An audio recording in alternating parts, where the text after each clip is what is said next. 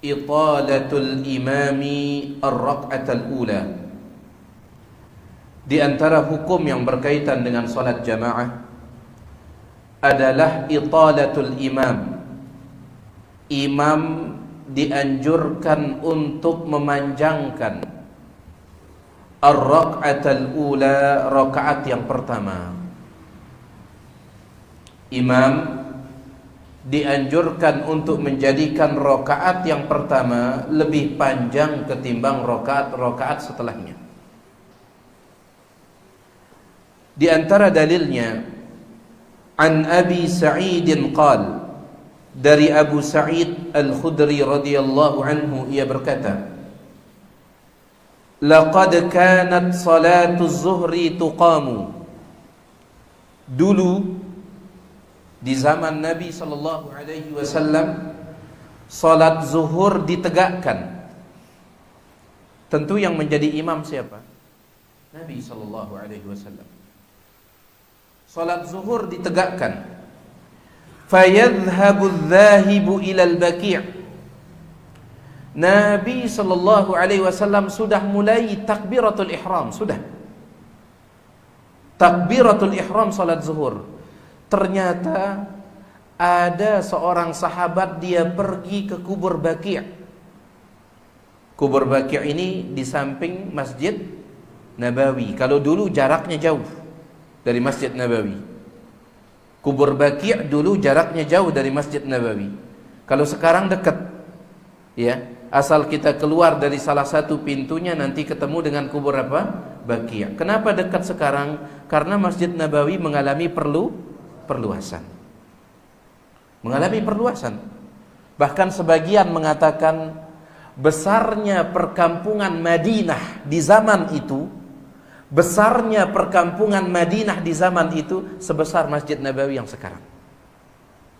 Kompleks Madinah di saat itu sebesar Masjid Nabawi yang sekarang. Ada yang mengatakan seperti itu. Ya. Jadi diperluas Masjid Nabawi, makanya sekarang kubur Baqi' ini dekat dengan Masjid Nabawi. Kalau dulu jauh. Baik, kita kembali. Nabi sallallahu alaihi wasallam takbiratul ihram salat zuhur, menjadi imam. Ternyata ada seorang sahabat pergi ilal Baqi', menuju kubur Baqi', yang tentunya saat itu jaraknya dekat atau lumayan jauh? Lumayan jauh. Fayaqdi hajatahu. Sahabat yang pergi itu dia selesaikan hajatnya. Thumma yatawadda'u, setelah itu baru dia berwudu. Thumma ya'ti, lalu dia berangkat menuju Masjid Nabawi. Wa Rasulullah sallallahu alaihi wasallam fi rak'atil ula. Ternyata Nabi alaihi salatu wasallam masih di rakaat yang pertama. Iya, antum bisa bayangkan. Nabi alaihi salatu wasallam takbiratul ihram salat zuhur, jadi imam. Kemudian ada sahabat pergi ke kubur Baqi' karena dia ada hajat. Ya. Atau dia pergi ke daerah Baqi' karena dia ada hajat. Selesai hajatnya, dia pun berwudu, setelah itu berangkat ke Masjid Nabawi. Ternyata Nabi SAW masih di rakaat yang pertama. Mimma yutawwiluha, dikarenakan beliau memanjangkannya. Baik, ini salat apa? Zuhur. Bagaimana dengan salat yang lain? Al-Imam Al-Bukhari di dalam kitab sahihnya, beliau membuat sebuah bab. Ya, beliau mengatakan babun, sebuah bab, yutawwilu fir rak'atil ula, hendaklah imam memanjangkan rakaat yang pertama.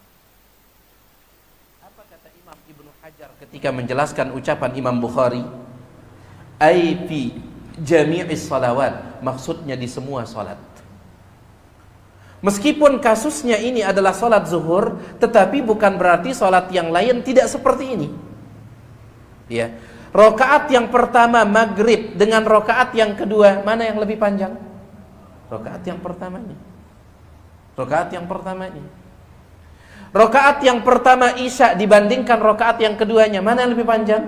Rakaat yang pertama. Dan ini petunjuk Nabi SAW, kata Ibnul Qayyim.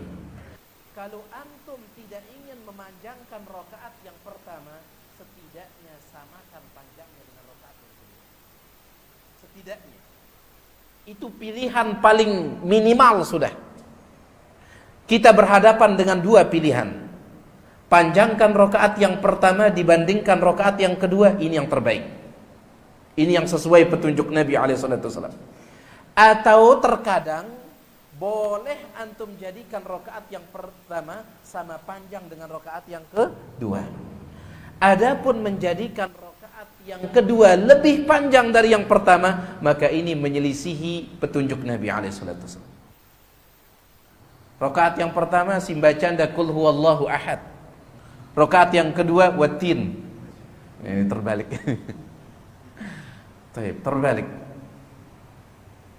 Jadi antum punya dua pilihan. Pilihan yang pertama, dan ini pilihan yang terbaik, jadikanlah rakaat yang pertama lebih panjang dari rakaat yang kedua. Pilihan yang kedua, kalau memang antum tidak ingin lebih memanjangkannya, maka jadikan dia sama. Yang pertama dengan yang kedua. Jangan jadikan yang kedua lebih panjang dari yang pertama. Jangan. Ini menyelisihi yang lebih utama atau menyelisihi petunjuk Nabi SAW. Ya, pernah ada seorang imam tetapi salat tarawih. Rakaat yang pertama tiba-tiba Qul huwallahu ahad. Rakaat yang kedua surah Al-Baqarah. Kaget kita, rakaat yang pertamanya Qul huwallahu ahad. Kita mikir ini imam kok cepat sekali akan sholatnya. Tiba-tiba rakaat yang kedua suratul Baqarah. Ini terbalik yang seperti ini. Terbalik. Maka minimal imam itu dia belajar hukum-hukum yang berkaitan dengan sholat. Minimal. Ya.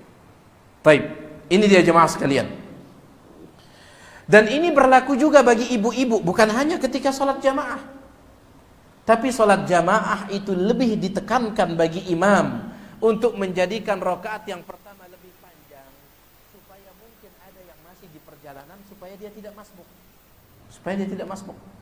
Tapi bukan berarti ibu-ibu yang sholat di rumah kemudian tidak mempraktikkan ini. Praktikkan ibu-ibu, praktikkan para ummahat, para akhwat. Kalau pelungguh sholat di rumah sendirian, tetap sholat yang rakaat pertama itu lebih panjang dari rakaat yang kedua. Atau kalau tidak mau memanjangkan rakaat yang pertama dibandingkan yang kedua, apa pilihan yang kedua? Minimal sama. Baik. Ini dia. Kemudian kita pindah ke hukum berikutnya terkait dengan salat jemaah.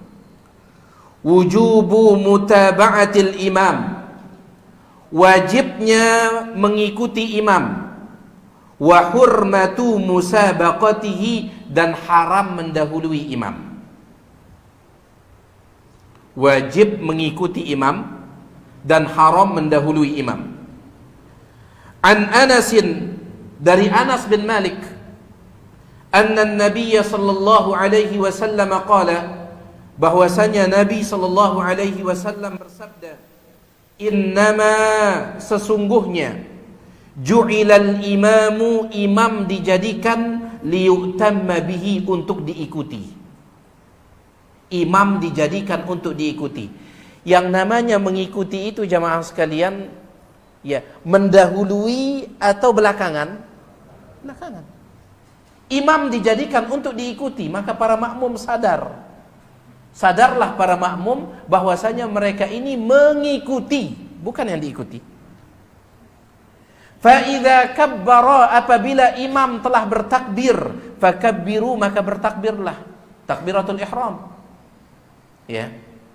Wa idza sajada, apabila imam sudah bagus posisi sujudnya, fasjudu, maka sujudlah.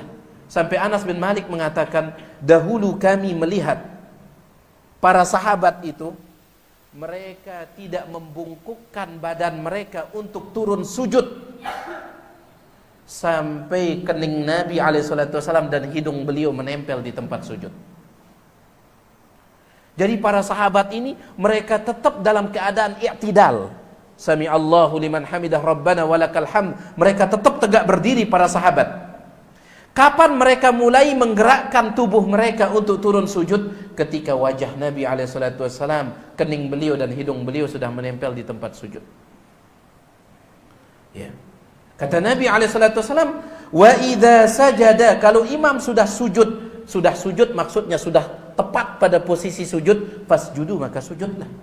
Wa idza rafa'a, kalau imam sudah bangun, farfa'u maka bangunlah. Jadi tugas kita sebagai makmum ini adalah mengikuti.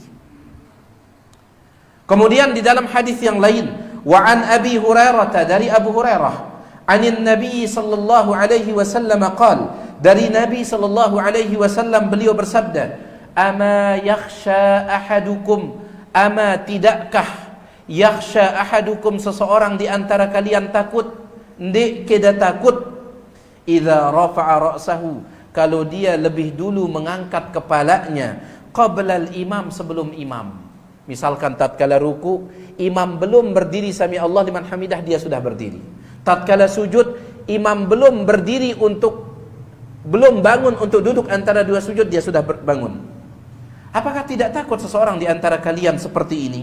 Kenapa? An yaj'alallahu ra'sahu ra'sa himar, Allah akan menjadikan kepalanya menjadi kepala keledai. Au yaj'alallahu suratahu surata himar, atau Allah akan merubah bentuk wajahnya menjadi bentuk keledai. Ingat, ini ancaman Nabi SAW, jangan menganggapnya mustahil terjadi. Innallaha ala kulli syai'in qadir. Ya. Para jemaah sekalian,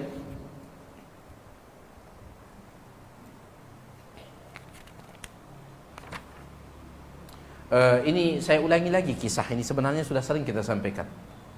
Disebutkan oleh Ibnu Hajar, beliau mengatakan ada seorang penuntut ilmu hadis, rahala ila Dimashq, dia pergi menuju Damaskus. Damaskus itu di mana? Di Suriah ya.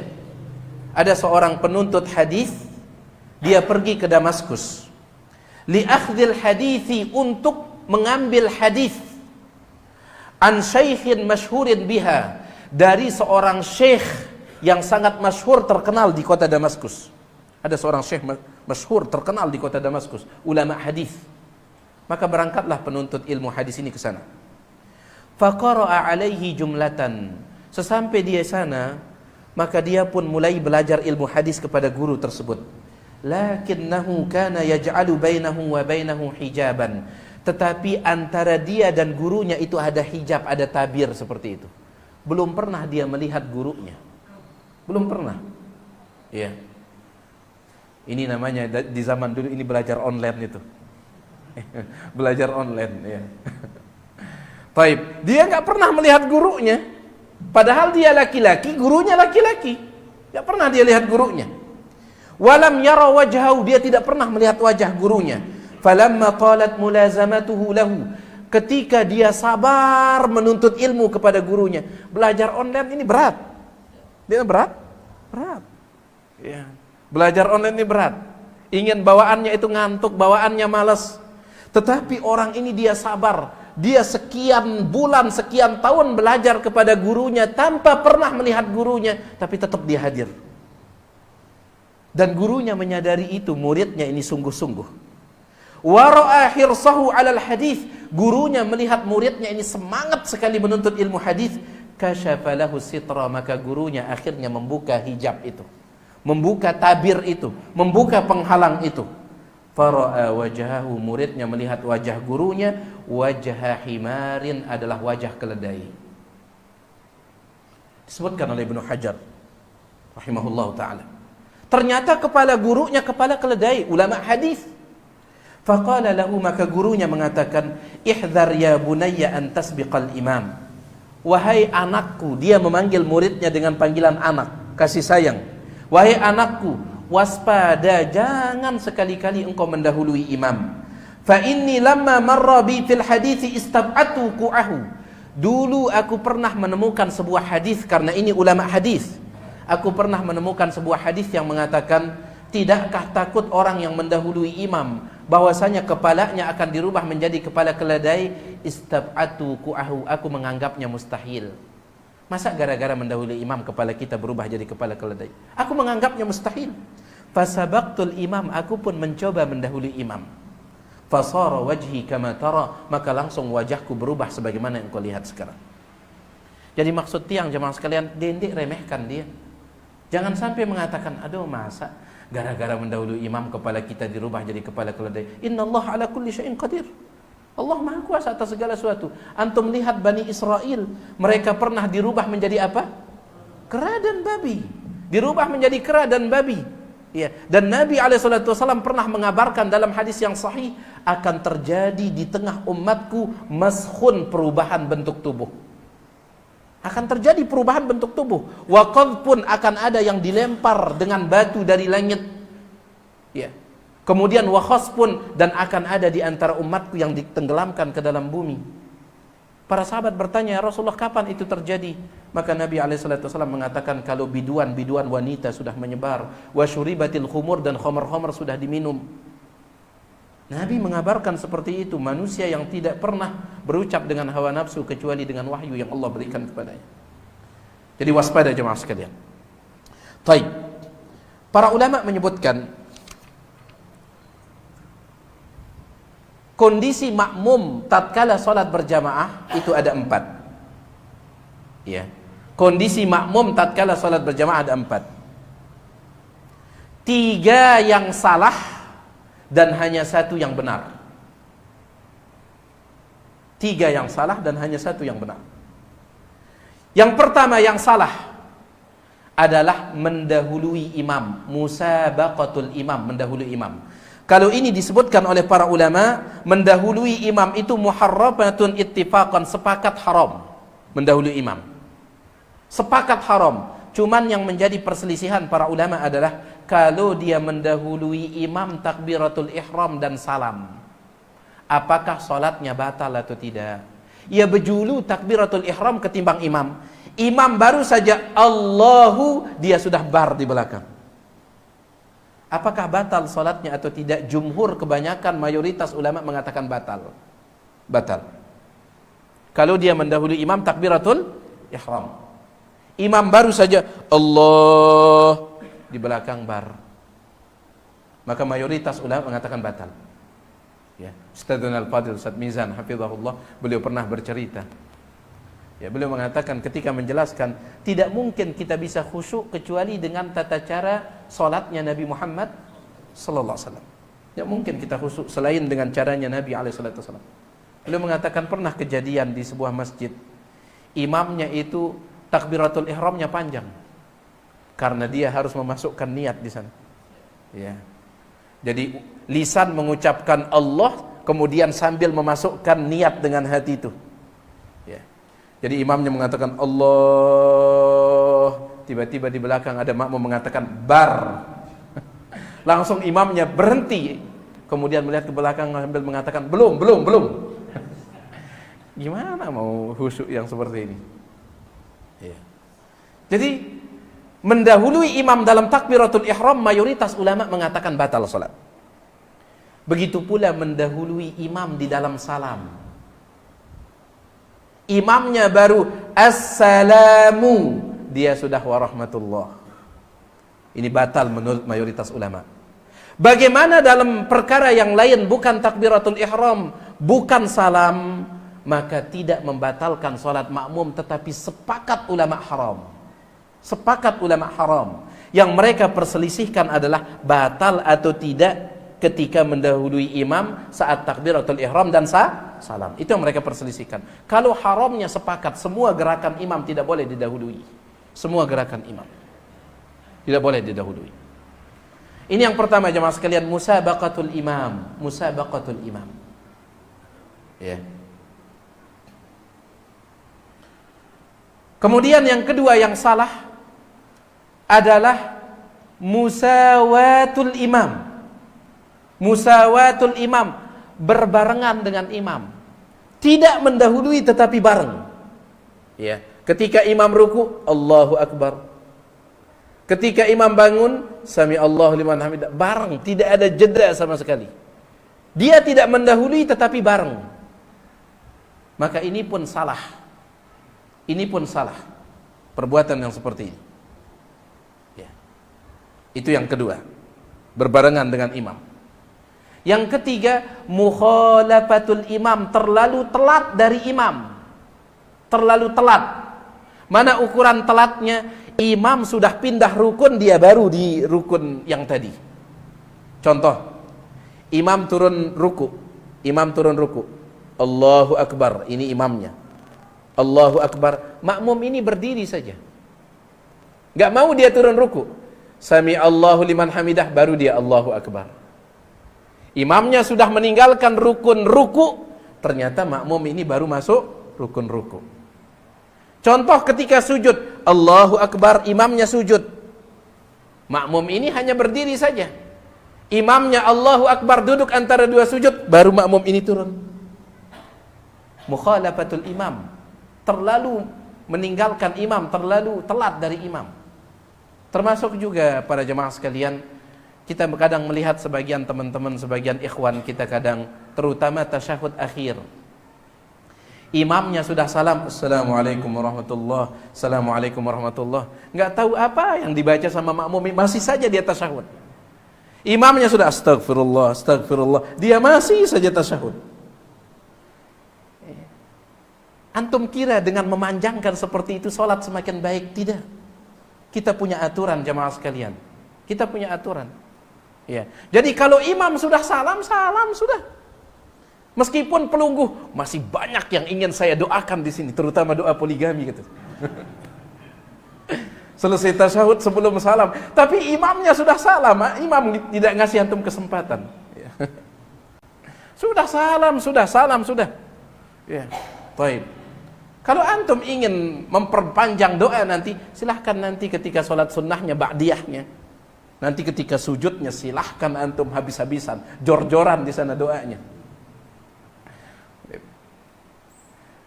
Ala kulli hal jemaah sekalian, mukhalafatul imam, terlalu telat dari imam, jangan. Jadi ada 3 yang salah: mendahului imam, yang kedua membersamai imam, berbarengan dengan imam, yang ketiga mukhalafatul imam, terlalu telat dari imam, terlalu telat. Taib. Kemudian yang terakhir, yang keempat, dan ini yang benar, mutaba'atul imam, mengikuti imam. Biarkan imam dulu. Contoh misalkan ini imam, ini makmum, Allahu Akbar, makmum Allahu Akbar. Sami Allahu liman hamidah, makmum Rabbana lakal hamd. Imam turun, Allahu Akbar, makmum Allahu Akbar. Mengikuti. Itu yang benar. Ya. Dan bagaimana cara mengikutinya jamaah sekalian? Cara mengikutinya yang tepat adalah sebagaimana disebutkan oleh Anas, ketika imam sudah berada pada posisi rukun itu, baru kita mulai bergerak. Bukan ketika imam proses. Contoh, kalau imam turun sujud, kapan antum sebagai makmum mulai bergerak untuk turun sujud? Tunggu ketika anggota sujud imam itu sudah menempel di tempat sujud. Ya. Tunggu, baru setelah itu mulai bergerak. Ustadz, kita yang di samping kanan dan kiri tidak melihat. Ya. Kita di samping kanan dan kiri tidak melihat, masa ngelihat dulu begini? Enggak. Ya, maka makmum yang di belakang imam ini yang menjadi patokan nanti. Makmum yang menjadi belakang imam ini, di belakang imam ini. Jadi makmum di belakang imam ini, dia yang mengikuti imam, kemudian makmum yang lain nanti bisa mengikuti gerakan mereka, saling mengikuti. Ya. Baik. Itu dia para jemaah sekalian tentang gerakan makmum terkait dengan imamnya. Ya. Jadi ada 4 yang tadi itu. Berapa yang salah? 3. Yang benar? 1. Yaitu mutaba'atul imam, mengikuti. Satu-satunya makmum dibolehkan berbarengan dengan imam. Ya. Tidak boleh mendahului, tidak boleh terlalu telat, tetapi berbarengan dengan imam adalah at-ta'min, ketika amin. Ketika amin. Ya. Jangan juga didahului imamnya. Imam baru ghairil maghdubi alaihim waladdallin, langsung antum amin misalkan. Atau jangan juga terlalu telat. Imamnya sudah amin, masih sepi di belakang.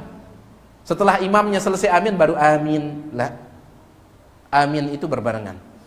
Amin itu berbarengan. Dan ini satu-satunya keadaan, kata para ulama, makmum dan imam itu dibolehkan berbarengan, bahkan dianjurkan berbarengan. Karena Nabi SAW mengatakan, fa innahu man wafaqa ta'minuhu ta'minal malaikah barang siapa yang ucapan aminnya berbarengan dengan ucapan amin malaikat, ucapan aminnya berbarengan dengan aminnya malaikat, ghufira lahu ma taqaddama min dzambih, maka diampuni dosa-dosanya yang telah lalu. Pertanyaannya, kapan malaikat mengucapkan amin? Para ulama mengatakan malaikat mengucapkan amin berbarengan dengan imam. Berarti kalau antum ingin berbarengan amin antum dengan malaikat, harus antum berbarengan amin antum dengan siapa? Imam. Karena malaikat berbarengan dengan imam. Ya. Baik, mudah-mudahan jelas ya. Baik. Kita lanjutkan. Kemudian pembahasan berikutnya, jadi wujub mutaba'atil imam wa hurmatu musabaqatihi, wajib mengikuti imam dan haram mendahului imam. Pembahasan berikutnya, man ahaqqu bil imamati, siapa yang paling berhak jadi imam? Siapa yang paling berhak jadi imam? An Abi Mas'udin al-Ansari qal, dari Abu Mas'ud al-Ansari, qala, dia berkata, Abu Mas'ud al-Ansari radhiyallahu anhu, dia berkata, qala Rasulullah sallallahu alaihi wasallam, Rasulullah sallallahu alaihi wasallam bersabda, ya ummul qauma. Para jemaah sekalian, kita perlu berlapang dada menerima apa yang disabdakan oleh Nabi alaihi salatu wasallam ini. Karena yang maaf, di sebagian tempat itu selalu yang dijadikan imam itu yang paling tua. Di sebagian tempat. Ya. Kadang ada yang lebih memenuhi kriteria, lebih memenuhi persyaratan, tetapi karena mungkin umurnya dia masih bajang atau dia masih belum menikah, akhirnya tersingkirkan, harus yang lebih tua. Maka oleh karena itu saya katakan, ini sabda Nabi kita alaihi salatu wassalam, manusia yang kata Imam Abu Hanifah rahimahullah, apabila datang kepada anda hadis Nabi alaihi salatu wassalam, fa'ala ar-ra'si wal 'ain, letakkan di atas kepala, junjung tinggi dia. Kalau datang hadis Nabi SAW, kata Imam Abu Hanifah, fa'ala ar-ra'si wal 'ain, letakkan di atas kepala, junjung tinggi. Nabi SAW mengatakan, ya ummul qauma, yang berhak untuk mengimami suatu kaum, aqra'uhum li kitabillah, yang paling aqra' terhadap Al-Quran. Ya. Yang berhak menjadi imam adalah yang paling aqra' terhadap Al-Quran. Paling aqra'. Apa maksudnya paling aqra'? Yang pelunggu pernah dengarkan itu apa? Abu Musa. Yang apa? Yang paling baik bacaan. Baik. Ada khilaf di kalangan para ulama tentang kriteria yang pertama ini. Yang paling berhak menjadi imam yang paling aqra' terhadap Al-Quran. Sebagian ulama mengatakan maksudnya adalah aktsaruhum hifdhan, yang paling banyak hafalannya. Paling banyak hafalannya. Ini pendapat yang pertama. Jadi yang paling berhak jadi imam adalah yang paling banyak hafalannya. Sehingga kalau ada dua orang, misalkan ada dua orang, yang satunya hafal 5 juz, yang satunya hafal 5 surat, mana yang didahulukan? Menurut pendapat yang pertama ini, yang 5 juz tentunya yang paling banyak hafalannya. Meskipun yang paling banyak hafalannya ini dari segi tajwid mungkin agak kurang, menurut sebagian ulama. Yang penting aktsaruhum hifdhan, paling banyak hafalan. Tetapi pendapat yang kedua adalah ahsanuhum qiraatan, yang dimaksud dengan yang paling aqra' terhadap Al-Quran, yang paling bagus bacaannya, meskipun hafalannya kurang, tapi bacaannya paling bagus. Syekh Saleh Fauzan, beliau lebih menguatkan pendapat yang kedua, yang paling berhak jadi imam yang paling bagus bacaan, meskipun dari segi hafalan dia kurang. Tetapi Syekh Ibnu Utsaimin rahimahullah, termasuk juga Syekh Abdullah bin Saleh Al-Fauzan. Ya, kalau yang tadi yang tiang sebutkan Syekh Saleh bin Abdillah Al-Fauzan, ulama kita yang masih hidup ini, Syekh Saleh Al-Fauzan. Nama beliau Syekh Saleh bin Abdillah Al-Fauzan. Beliau menguatkan pendapat yang paling bagus bacaan. Sedangkan penulis kitab ini kebalik nama beliau, Syekh Abdullah bin Saleh Al-Fauzan. Itu dua orang yang berbeda. Ya. Kalau beliau menguatkan pendapat yang paling banyak hafalannya meskipun bacaannya kurangannya. Ya. Wallahu taala a'la wa alam, tiang pribadi lebih condong kepada pendapatnya Syekh Saleh Fauzan yang mengatakan yang paling berhak jadi imam yang paling bagus bacaan, meskipun dari segi hafalan dia kurang. Kalau seandainya berkumpul antara hafalan yang banyak dengan bacaan yang bagus, ini tidak ada syak, tidak ada keraguan lagi, dia yang maju. Meskipun istrinya satu. Atau bahkan dia belum beristri, ya. Yang penting bacaannya paling bagus, apalagi nambah hafalannya banyak. Meskipun dia masih jomblo, silahkan maju. Mohon maaf yang sudah 4 di belakang dulu. Baik, antum jadi imam di rumah saja, di masjid dia yang jadi imam. Yang ini. Jadi jamaah sekalian, kalau berkumpul antara bacaan yang bagus dengan hafalan yang banyak, la syak, tidak ada keraguan. Tetapi yang menjadi masalah adalah ada dua orang, yang satu ini bacaannya bagus, cuman hafalannya mungkin hanya 5 juz. Yang satu ini bacaannya masih bagus, tetapi tidak sebagus yang pertama. Tidak sebagus yang pertama. Cuman hafalannya 10 juz. Di sini para ulama beda pendapat. Yang 10 juz inikah yang maju ataukah yang 5 juz?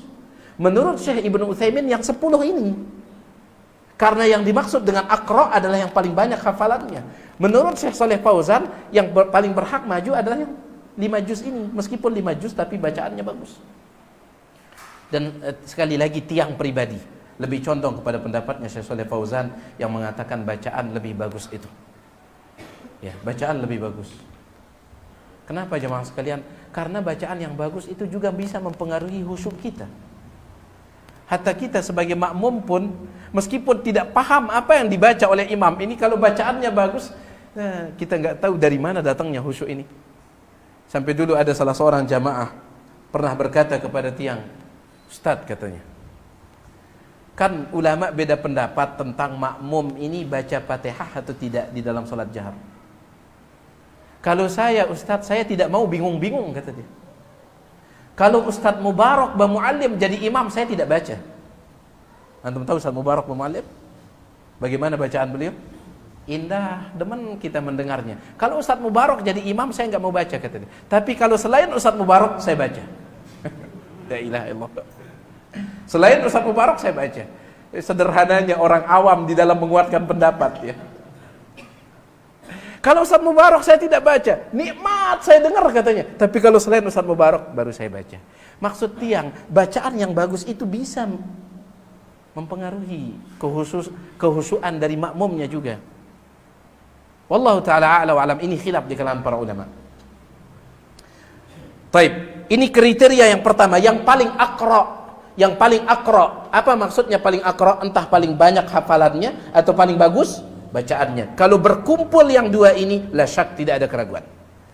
Kriteria yang kedua, fa in kanu fil qiraati sawaan, seandainya mereka dari segi bacaan, ya, dari segi qiraah bacaan itu sama, fa a'lamuhum bis sunnah, maka yang paling berhak jadi imam yang paling mengetahui sunnah.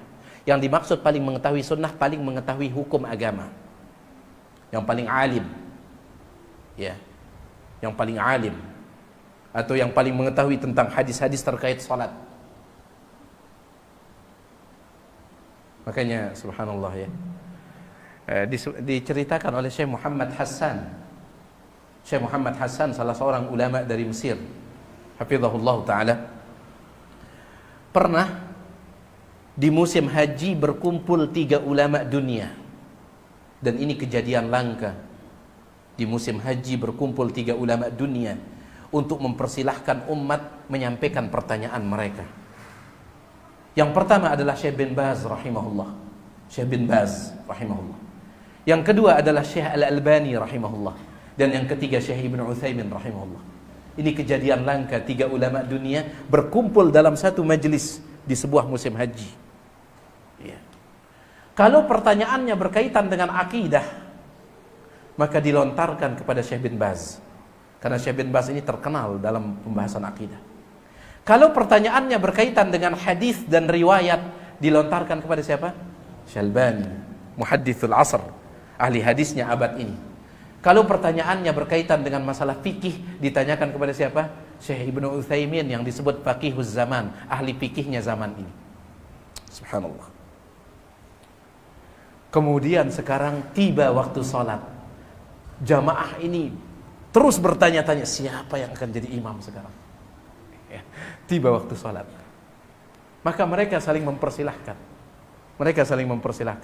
Tapi Syekh bin Baz mengatakan kepada Syalbani rahimahullah, mungkin dari segi bacaan kita sama, tetapi antum lebih mengetahui sunnah Nabi SAW, hadis.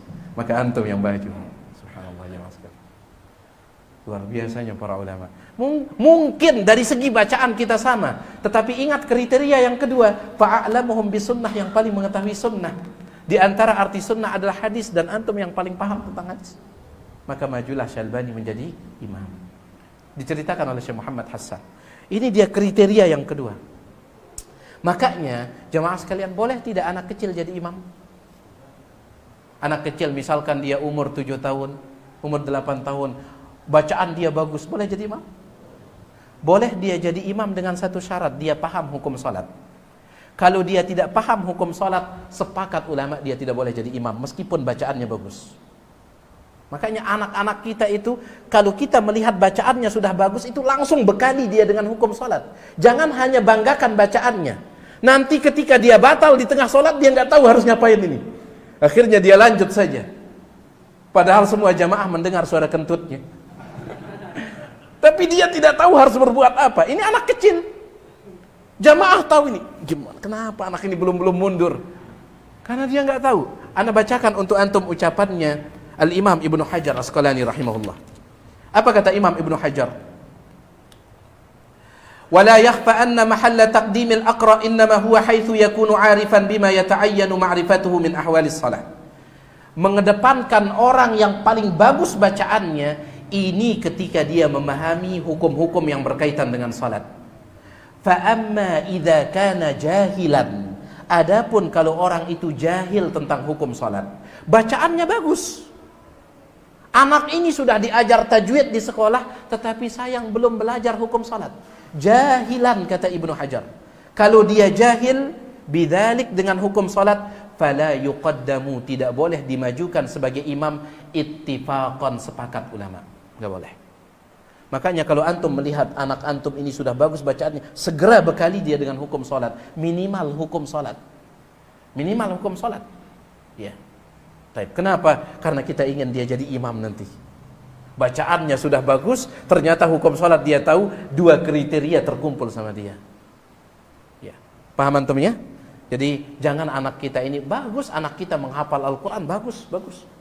Tapi ketika antum melihatnya sudah bagus bacaannya, langsung bekali dia dengan hukum salat. Kenapa? Karena kalau sekedar bagus bacaan tetapi jahilan bidzalik, dia jahil dengan hukum salat, la yuqaddamu ittifaqan, tidak boleh maju ittifaqan, sepakat ulama, enggak boleh maju. Dikhawatirkan dia tidak tahu harus berbuat apa nanti. Ya. Ini kriteria yang kedua. Kriteria yang ketiga yang tambahkan sedikit saja. Fa in kanu fis sunnati sawaan, kalau seandainya mereka sama di dalam sunnah, bacaannya sama, sunnahnya sama, artinya ilmunya sama, fa aqdamuhum hijratan, yang lebih dahulu hijrah. Ya, yang lebih dahulu hijrah. Ada 2 laki-laki. Ini bagus bacaannya, yang ini juga bagus. Yang ini ilmunya juga bagus, yang ini juga ilmunya bagus. Tetapi yang ini dia lebih dulu mengenal sunnah, maksudnya dia sudah 10 tahun ngaji misalkan. Sedangkan yang satu ini baru 7 tahun. Siapa yang maju? Yang 10 tahun. Hormatilah senior nih. Yang 10 tahun ini silahkan maju.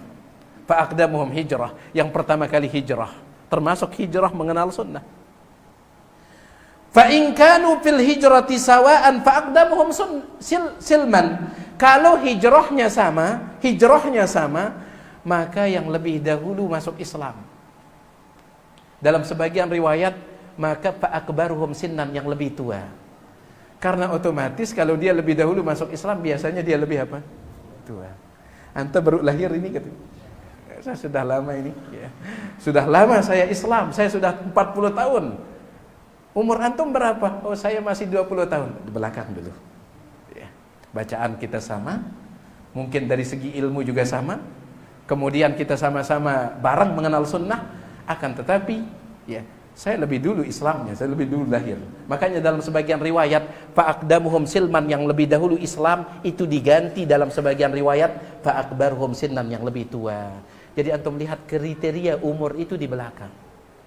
Makanya saya katakan, mari lapangkan dada kita menerima ini. Diletakkan di belakang. Letakkan di belakang. Baik. Kemudian wala ya'ummanna ar-rajulu ar-rajula. Jangan sampai seorang laki-laki menjadi imam bagi laki-laki yang lain fi sultanihi, di daerah kekuasaan laki-laki itu. Tidak boleh kita jadi imam di daerah kekuasaan orang. Termasuk penguasa sebuah daerah adalah imam rawatib di masjid itu. Kalau sebuah masjid sudah ada imam rawatibnya, maka tidak boleh kita maju kecuali diizinkan oleh imam rawatibnya. Meskipun bacaan antum lebih bagus. Dari semua kriteria ini jamaah sekalian, yang paling menonjol adalah kekuasaan. Dari semua kriteria ini, yang paling dimenangkan adalah kekuasaan. Ada seorang ustadz misalkan ngisi pengajian di sebuah masjid. Masjid itu sudah ada imam rawatibnya. Kemudian bacaan imam rawatibnya itu biasa-biasa, standar. Kemudian yang dihafal oleh imam rawatibnya hanya juz 30, bukan 30 juz. Hanya juz 30. Ya, baik. Tapi punya imam rawatib. Tiba-tiba ada seorang imam datang mengisi kajian di sana. Imamnya ini sudah hafiz 30 juz. Kemudian bacaannya luar biasa, ilmunya luar biasa. Tidak boleh beliau nyelonong maju menjadi imam. Kenapa?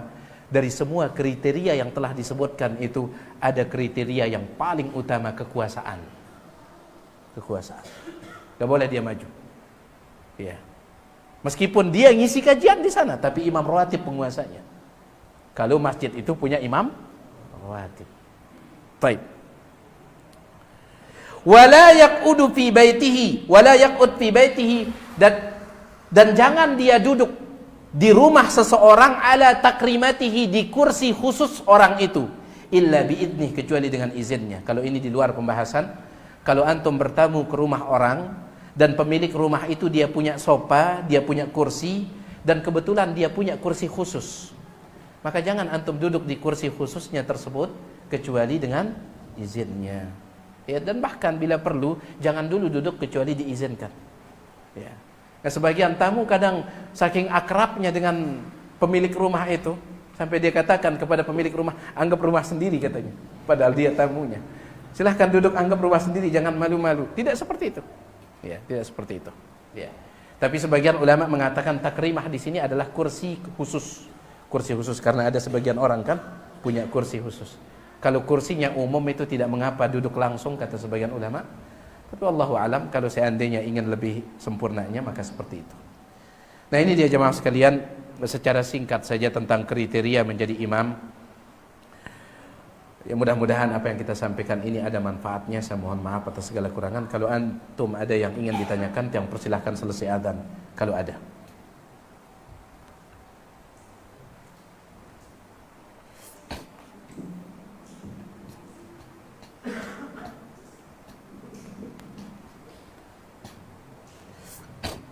Allahu Akbar, Allahu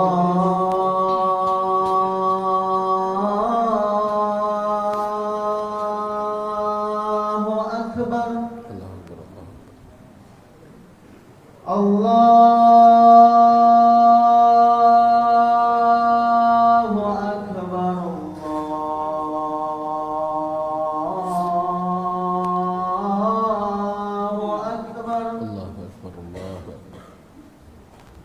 أشهد أن لا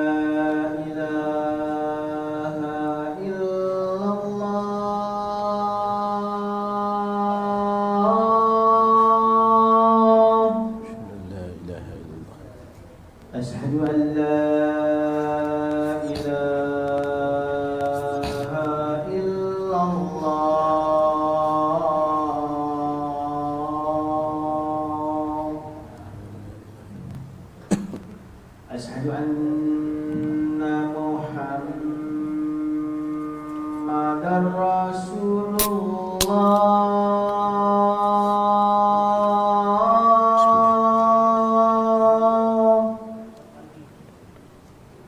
Ashhadu anna Muhammadar Rasulullah.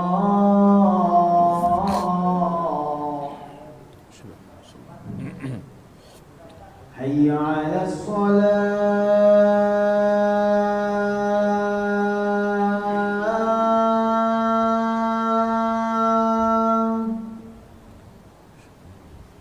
Hayya 'alas salah.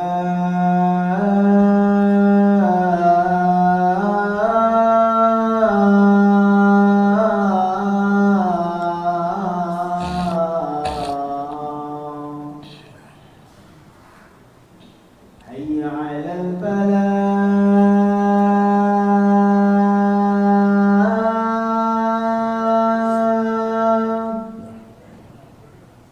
Hayya 'alal falah.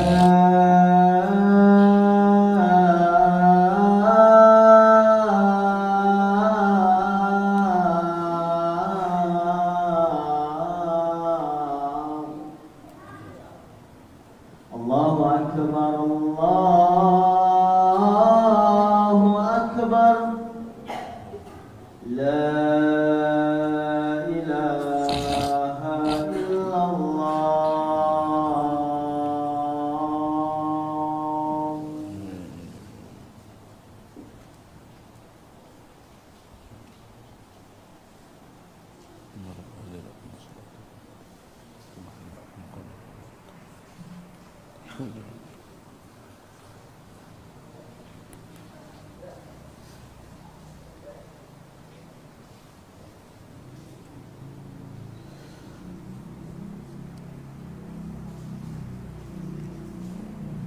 Ada yang antum ingin tanyakan?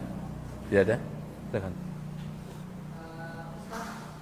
Gimana sikap kita jika dalam sholat ini baru di sholat yang sholat zuhur atau sholat asar? Biasanya ini di masjid-masjid yang sebelum kita sholat ini baru setengah kita baca Al-Fatihah itu sudah Ruku. gimana? Apakah kita selesaikan Al-Fatihahnya atau gimana? Baik. Alhamdulillah wassalatu wassalamu ala Rasulillah ma ba'd. Terkait dengan misalkan salat zuhur yang bacaan imamnya itu sir, kita sebagai makmum belum selesai membaca Al-Fatihah, ternyata imamnya sudah ruku. Baik. Maka ini dilihat. Yang pertama, ada beberapa keadaan. Yang pertama, kalau yang tersisa itu tinggal sedikit, Al-Fatihah kita yang belum selesai itu sisanya tinggal sedikit. Ukurannya, kalau kita selesaikan, imam tidak akan berdiri dari rukunya. Selesaikan dia. Selesaikan dia. Baik. Misalkan yang tersisa itu kita baru siratal ladzina an'amta alaihim. Masih banyak tidak sisanya?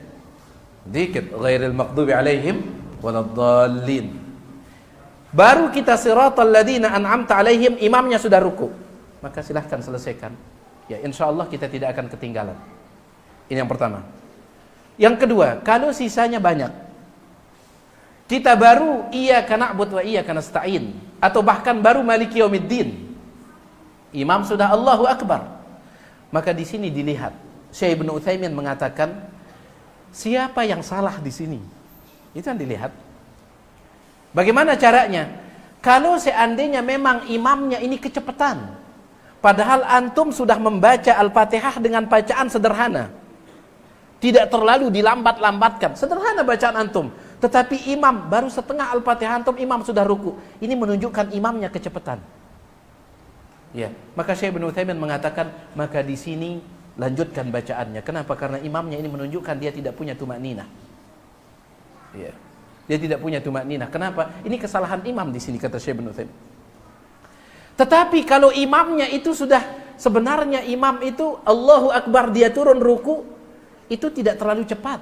Tidak.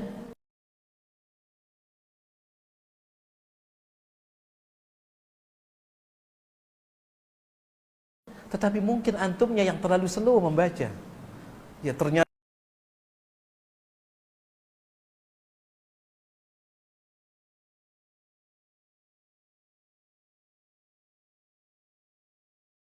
menggunakan agolnya siapa ketika membaca. Subhanallah. Slow antum baca.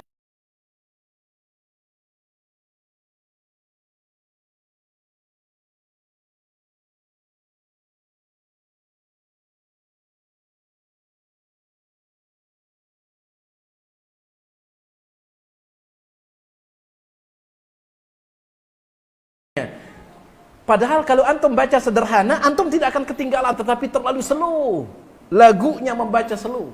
Akhirnya imam ini berarti antumnya yang salah atau kitanya yang salah. Di sini ikuti imam.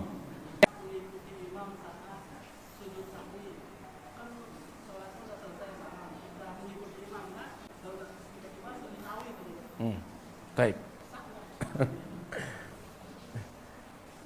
Beliau menanyakan imamnya ini dia ragu-ragu dalam sholat. Ya. Kemudian sujud sahwi setelah salam. Begitu. Tuh. Kenapa dia tidak tanya sama makmum? Kan udah salam. Kenapa nggak tanya tuh? Sholat kita udah pas atau belum ini? Tinggal dia tanya. Ini imamnya bikin kerjaan ini. Ya. Enggak sah sholat kita. Kenapa? Kita sudah selesai dari sholat. Kita sudah selesai dari sholat. Apalagi kita sebagai makmum yakin sholatnya sudah tepat. Imam ini saja yang ragu-ragu. Ya. Dan salahnya lagi imam ini tidak nanya. Lihat Rasul saja nanya. Ketika beliau salam baru 2 rakaat. Riwayat yang lain mengatakan sholat zuhur. Riwayat yang lain mengatakan sholat asar. Intinya sholat yang 4 rakaat. Beliau baru 2 rakaat. Beliau sudah salam, tetapi tidak ada sahabat yang menegur, tidak ada yang mengatakan subhanallah. Kenapa?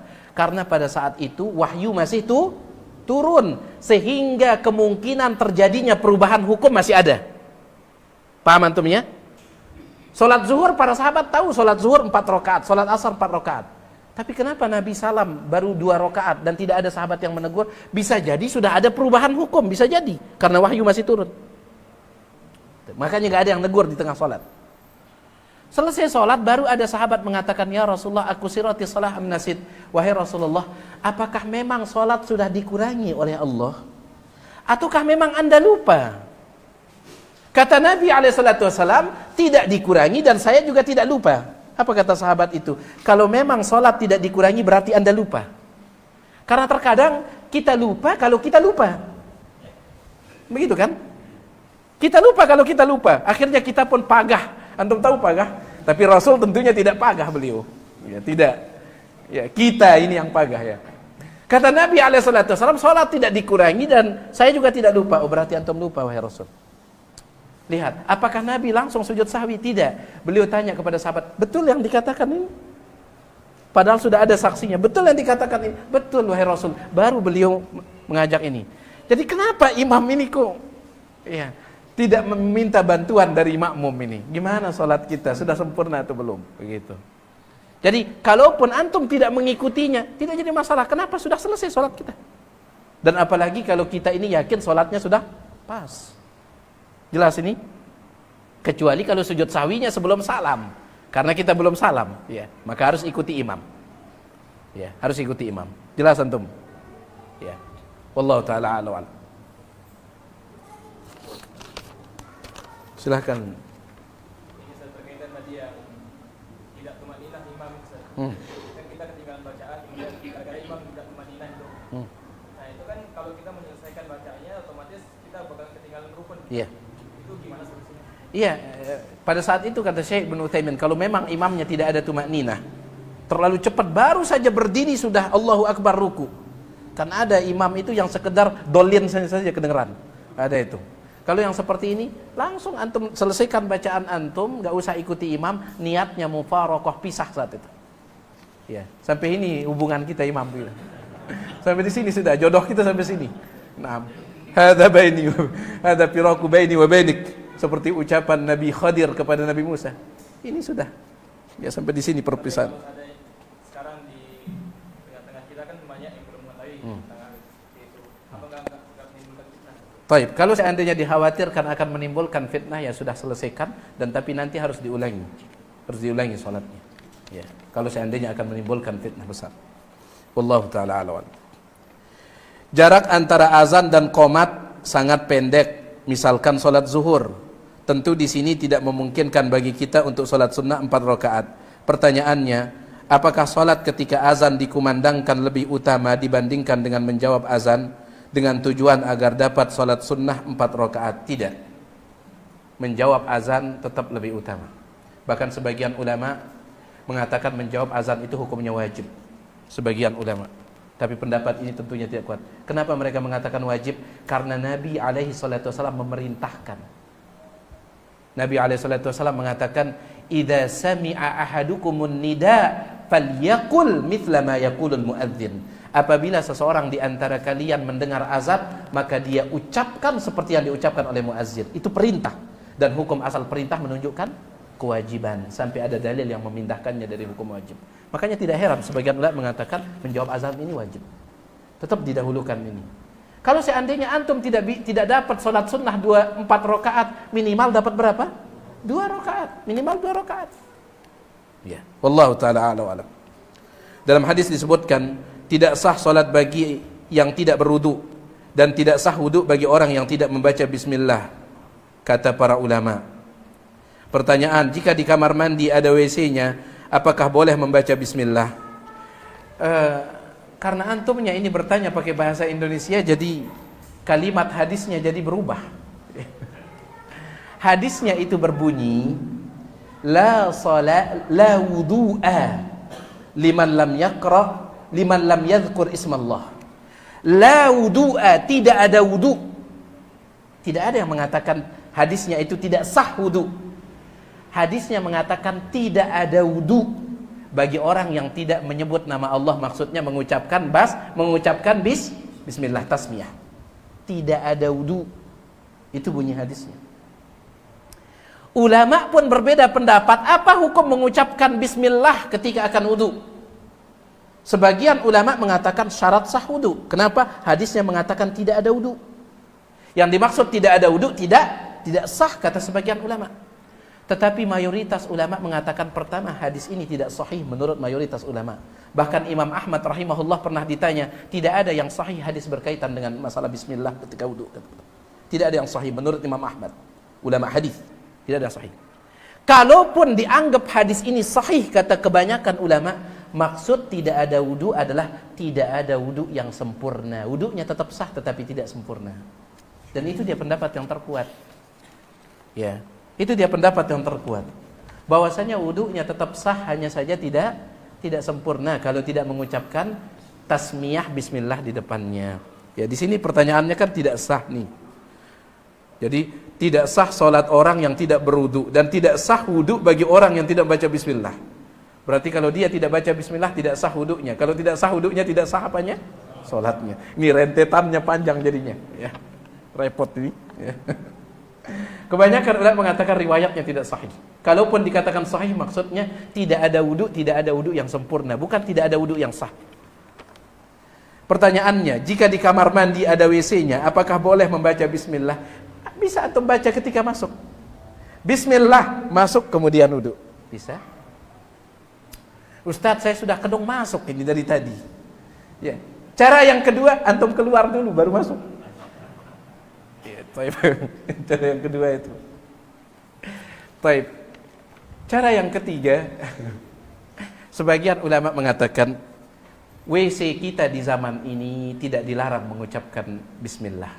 Menurut sebagian ulama, di antaranya adalah Syekh Shalih Al-Utsaimin, kemudian juga Syekh Abdus Salam Asy-Syuai'ir, ulama-ulama besar pengisi di Masjid Nabawi. Mereka mengatakan tidak dilarang. Kenapa? Karena WC kita yang sekarang ini, mohon maaf, hanya tempat buang kotorannya di sana. Adapun kotorannya itu penampungannya di tempat lain. Beda dengan WC-nya di zaman dulu. Kalau WC-nya di zaman dulu mungkin itu yang disebut jamban itu. Di sana dia buang kotoran langsung turun ke bawah. Paham antumnya? Kan ada kan WC yang di sana dia duduk buang kotoran, langsung kotorannya itu di bawah, di tempat yang sama. Cuman di bawah. Ini dia yang dilarang mengucapkan bismillah, kata sebagian ulama. Adapun WC kita ini, ya kotoran itu dia hanya numpang lewat saja. Ya. Paham antum ya? Sehingga mereka mengatakan tidak dilarang. Ya. Kalaupun antum mengambil pendapat ini juga wallahu alam cukup kuat ini. Kenapa? Karena kotorannya itu tidak lagi di sana, di tempat lain. Kan rata-rata kan tampungannya itu entah di mana tempatnya. Ya, kadang dia bikin WC di rumahnya tapi tampungannya di tanah orang.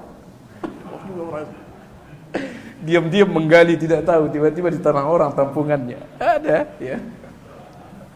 Allah taala alam. Apakah wudhu bisa diganti dengan mandi ketika mandi itu diniatkan untuk wudhu sebagaimana mandi junub?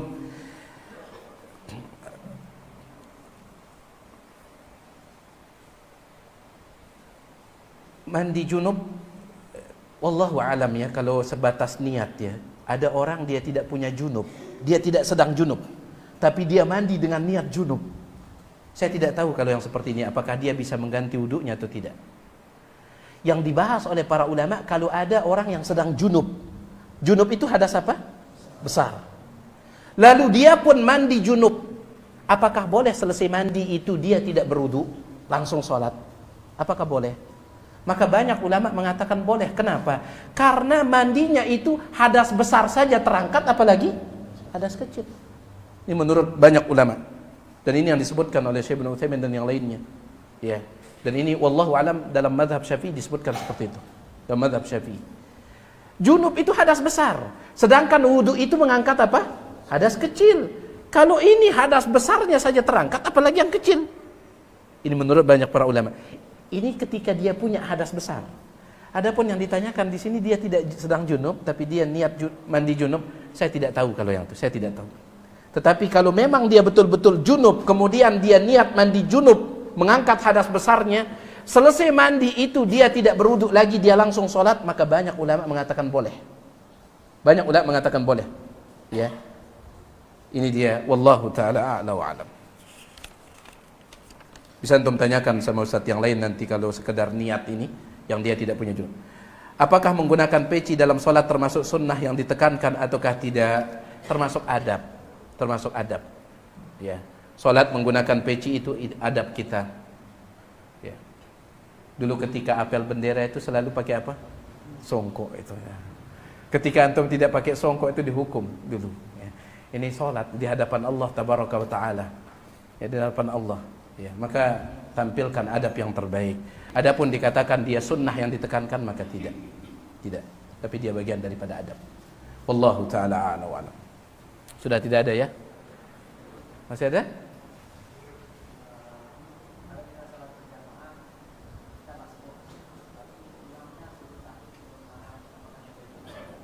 Baik, kalau kita sedang masbuk kemudian ternyata imamnya sujud sahwi, apakah kita ikut imam sujud sahwi? Iya, kalau imamnya sujud sahwi sebelum salam.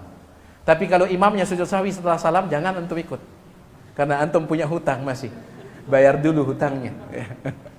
Baik, Ustaz, kan dia ini kan masbuk.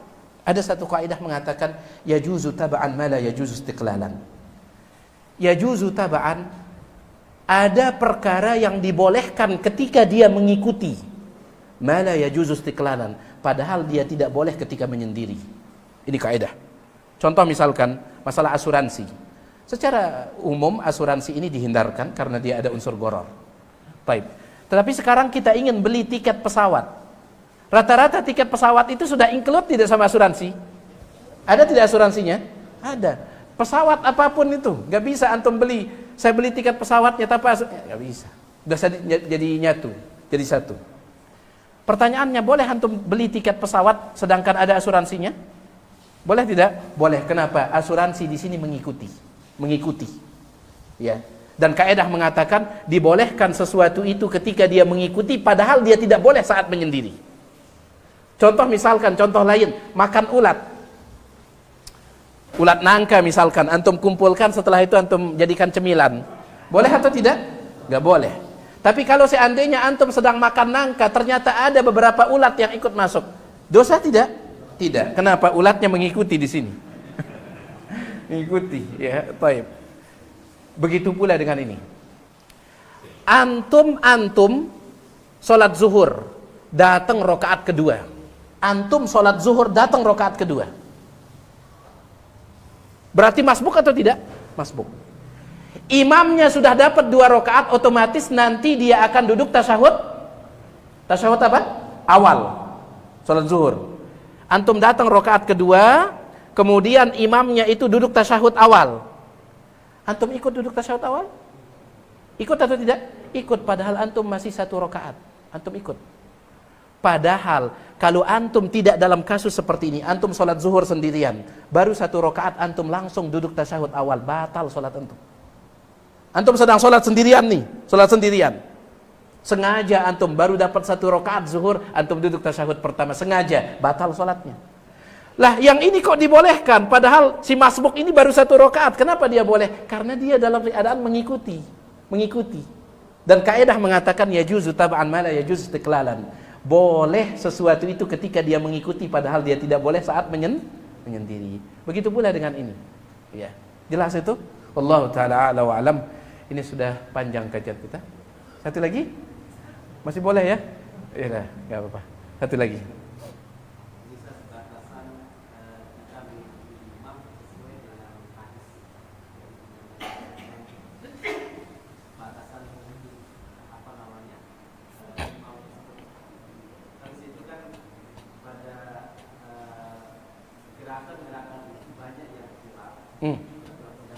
Ya, sahih. Taib. Kan terkadang ada perbedaan gerakan. Ya, ada khilaf di kalangan para ulama.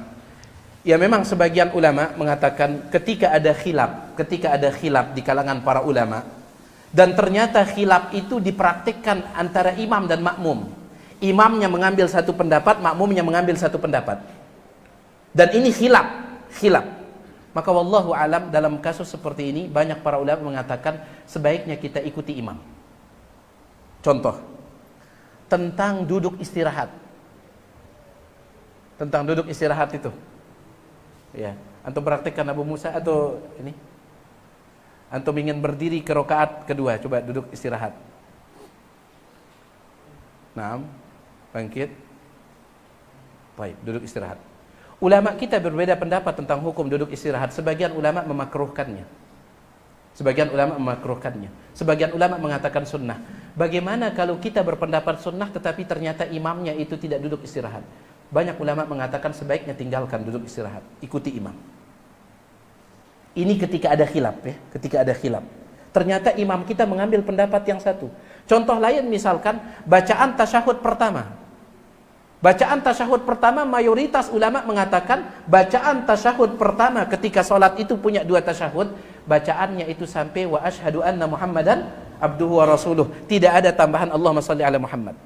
Sebagian ulama mengatakan ada, silahkan dibaca lengkap sebagaimana bacaan tasyahud akhir, dan itu yang dikuatkan oleh Syalbani. Nah, seandainya antum memilih pendapat lengkap, tapi ternyata imamnya itu cepat sekali berdirinya karena imamnya sampai asyhadu anna Muhammadan abduhu wa rasuluh, maka jangan kita ikuti diri kita, langsung ikuti imam. Ini perbedaan pendapat. Tetapi kalau sepakat ulama perbuatan imam itu salah, jangan diikuti. Contoh misalkan salat zuhur 4 rakaat, ternyata imam berdiri di rakaat yang kelima. Ada ulama yang berpendapat salat zuhur 5 rakaat? Enggak ada. Imamnya berdiri di rakaat yang kelima, ini sepakat enggak boleh, maka jangan diikuti. Ya. Terus antum ucap subhanallah. Ya, imamnya belum sadar, subhanallah terus. Kalau imamnya enggak sadar-sadar, ya sudah. Antum saja yang duduk tasyahud akhir, antum punya 2 pilihan. Pilihan yang pertama salam duluan, tinggalkan imamnya. Ya. Atau pilihan yang kedua yang lebih baik, antum bersabar menunggu imam. Dan salam bareng. Jadi maksud saya kalau ada khilaf itu lebih baik ikuti imam. Ya, jelas ini? Jelas atau tidak? Wallahu taala a'la wa a'lam. Ya. Ini dia apa yang bisa kita sampaikan. Mudah-mudahan yang sedikit ini bermanfaat. Subhanakallahumma bihamdik asyhadu an la ilaha illa anta astaghfiruka wa atubu ilaik. Assalamualaikum warahmatullahi wabarakatuh.